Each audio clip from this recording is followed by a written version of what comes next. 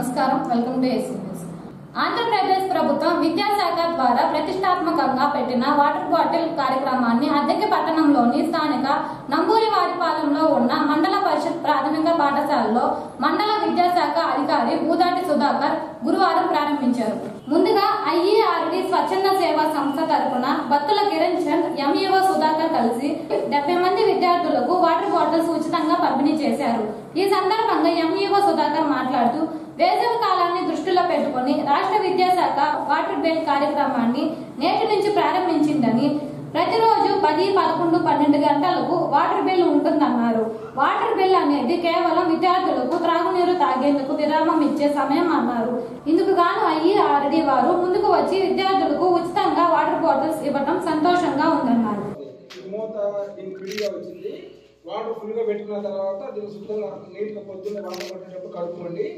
శుద్ధంగా ఇలా తిరిగితే తిరుగుద్ది అనమాట. దీనికి తాగే హోల్ ఉంది. తర్వాత తాగిన తర్వాత మూత పెట్టుకోవచ్చు. సరేనమ్మా, ఇది చాలా ఖరీదైనటువంటి బాటిల్. నేను మంచి బాటిల్ ఇవ్వాలనే కోరికతోటి ఈ మూతలు ఉండేవి లేవు అందుబాటులో. అందుకంటే బాగా వాటర్ తాగాలి. రోజుకి 3 డబ్బాల నుంచి 4 డబ్బాలు తాగాలి. నీళ్లు కనుక సరిగా తాగితే మన చర్మం బాగా గ్రోత్ ఉంటుంది, మంచి జ్ఞాపకశక్తి వస్తుంది, అందువల్ల మంచిగా ఉంటుంది. సార్ చేతుల మీద ఒక 4 వేలు ఇచ్చి తర్వాత నేను ఇస్తాము. తర్వాత వరుసగా పిల్లలు గొడవ కూడా చేయకుండా ఆడపిల్లలందరూ కూడా నేను ఇక్కడ కూలింగ్ మంచినీళ్ళు మీకోసం తెప్పించాను. వర్షం వచ్చి ఈ డబ్బా పట్టుకొని తీసుకుని వెళ్ళండి. తర్వాత మూత పెట్టే విధానాన్ని చూపించాను కదా. ఓకే.